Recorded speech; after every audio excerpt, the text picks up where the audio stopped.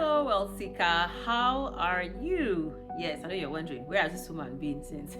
Yes, I took some time off for self-care. Yes, self-care is very important. Even if you are the most successful being on earth, you need time to reflect, you need time to think, and you need time to refocus yourself. So I took that me time off to not just replenish, refresh, and refocus, but to also spend time with family. After the last 2 weeks was the big one with the Mother's Day and everything. A shout out to all the women out there. Not only women who are pregnant and mothers, there are also people who are mothers to people that they did not give birth to. So shout out to each and every one of us. Yes. And there's another one coming. Finally, Father's Day. You know, men have been beefing us that how many Mother's Day do we have in a year? My answer to that is as many diapers as we change. It's the number of Mother's Day that we will keep having. Why they only have one in a year, right? So we are looking forward to that one next month. So it's great to connect with you again, okay? And I know the last time we met, we talked about you as a CEO. So I hope you have started visualizing yourself in that space as a CEO, because everybody has the potential to be a CEO. So, I mean, if you're not like, if you're thinking you're just going to have the business and you don't give it to somebody else, you're still the CEO of the business. It's just like you put someone to supervise, your own business. If you feel that leadership is too much for you and you want to give it out to someone, but you still have to, get a bird view of everything that you're doing, view it from above to make sure that everybody's aligned with your expectations, right? So today, we're going to go into a little bit of economics. I know sometimes it sounds like it's too much for people. Usually people like to skip this part, but this is what will really help your products or your business sustainable. You can be a great CEO, you might understand what it means to be an entrepreneur and every other thing else, but if you skip data, which will help you with the economics part of your business, supply and demand, then you're in for a lot of trouble, even if you don't like it. So if you don't like it, get someone that does, get someone that understands it, and you will have to pay them for it. It will not be necessarily free. Okay, so today we're going to focus on supply and demand. Now, we're not going to go too deep. We're not going to get all complicated. It's just the basic stuff. We're going to take it from a layman's perspective, because that is what will help people even want to attempt to understand what it is like. So when we say supply and demand, those of you on this table that used to think of that's your economics teacher that never changed that week, we all know the schools we went to. We know those women.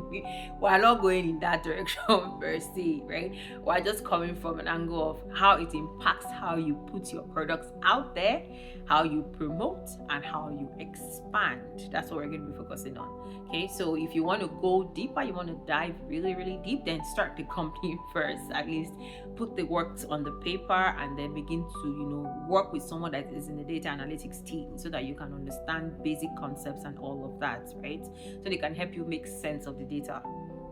Okay, so let's come back home from the layman's perspective. When we talk about supply and demand, think about your house. Let's start from the kitchen.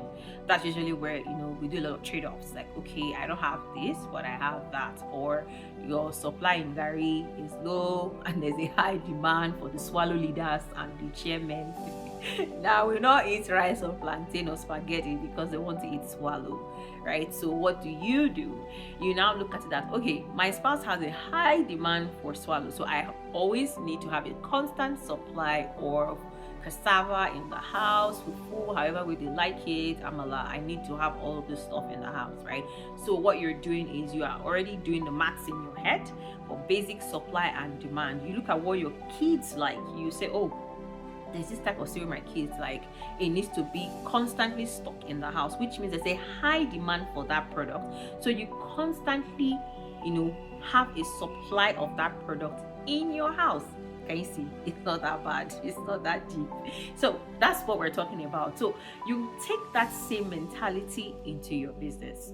If you've been able to run a home successfully, whether as a woman or as a man, but it's mostly the women who are in charge of those things.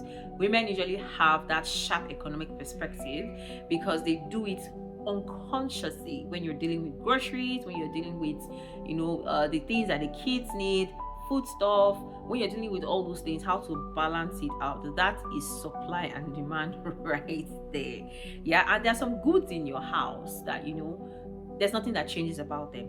That's when you say the market has reached an equilibrium, which means there's no high demand, there's no high supply. It's just there. You just buy it once, things that that they don't eat, as much. When you're talking about things like salads, avocados, because in our culture is not really big on veggies. We're big on carbs and protein, right? So it's when we got here we started learning those things, that you need to have a healthy mix of everything. So that there are some things you buy, like that salad bowl you bought that your husband has refused to touch is for only you, because you're the only one on the diet.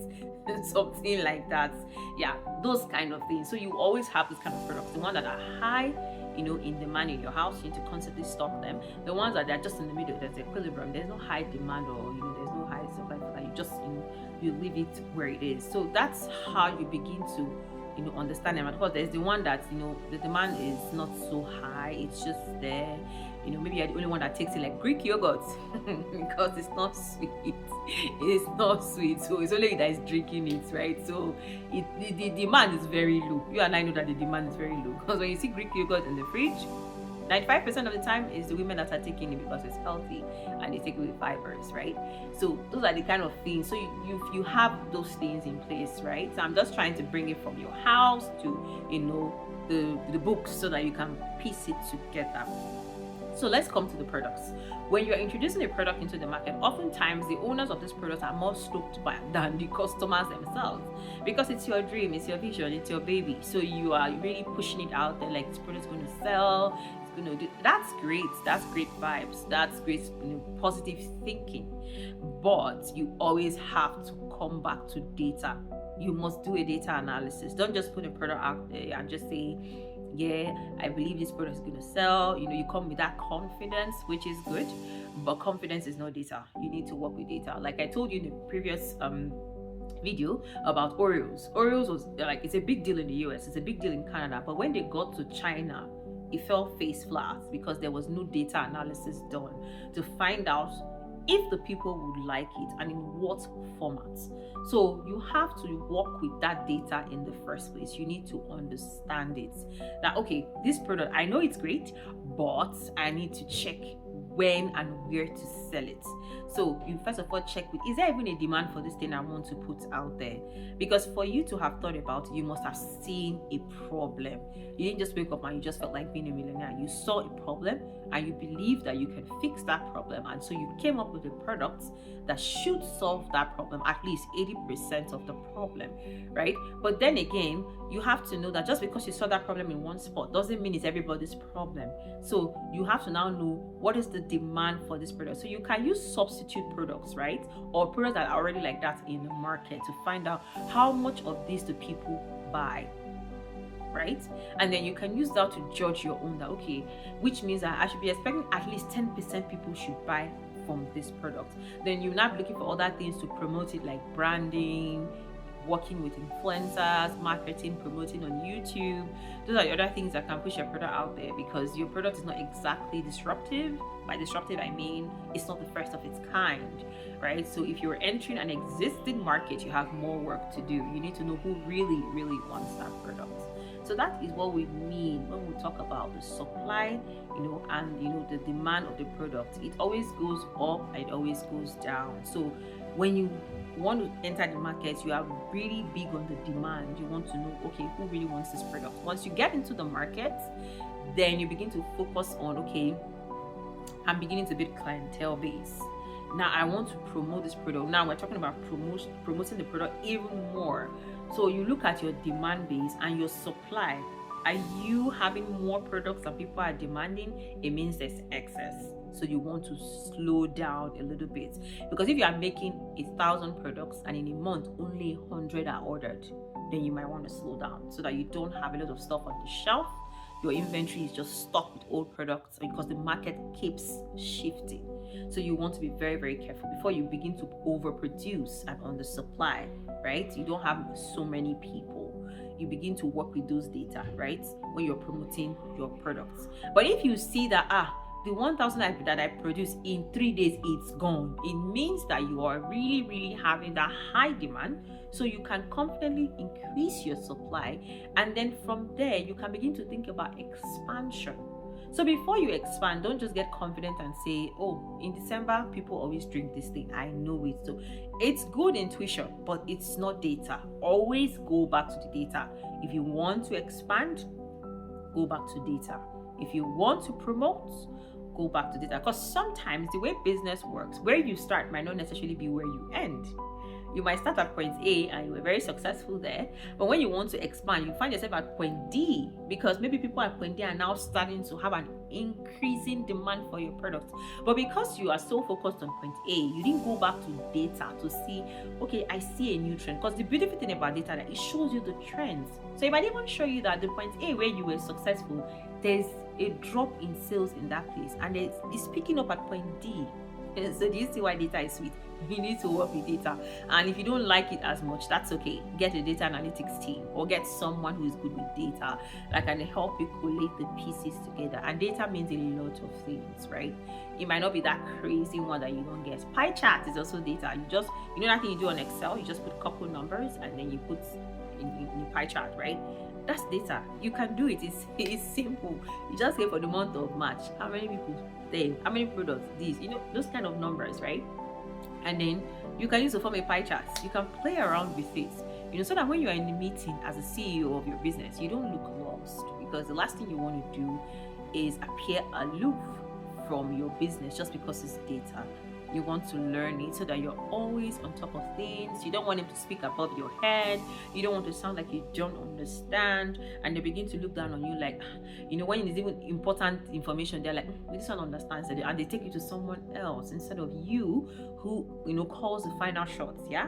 So business is not always straightforward and easy, but if you're going to be a CEO, you have to be able to dig in. You have to get to the root of a lot of things so that you can be on top of your business. You can bring your A game every time you're attending meetings. You can sound intelligent and have intelligent conversations. And if you're having meetings with the data analytics team and you're the CEO, let me tell you one thing: you are the one that owns the business. But people will say the fry pan and the yam and the oil and the knife is with you. So make it very clear that, see, this is not my strength, but if you're going to be presenting this to me, you have to present it in such a way that even a 10-year-old can understand. Don't let them just bring thick data to you that you're just staring, and you hire them. They're responsible for making you understand data. Do you understand what that means? So what that means is, when they do that, you have to tell them that whatever slides you're bringing, I need to be able to understand it. I don't want to leave here with a swollen brain because I don't understand any of the jargons you just said, right? Because it will help you in finally making the decision. Okay? Yes. Yeah. Okay then. So we're done for today. The next time we meet, we'll be talking about marketing fundamentals, because once you get a hang of the economics of supply and demand, then you now focus on, okay, how should I now market this product? Okay. So thank you for your time. It is good to connect with you again. I'm still on a little holiday. I don't know what are you still holidaying? Don't worry. Okay, so when I'm able to get some time again for snapshot time, I will bring that to you. But I intend to do that as quickly as I can. Hopefully in the month of June, you get the video on the marketing. So that, for those of you who are actually taking the tips, you want to use it step by step. By June, we should do that, by God's grace, get the marketing video out so you know how to market your products without having to cut through yourself just because you're trying to push a new product into the market.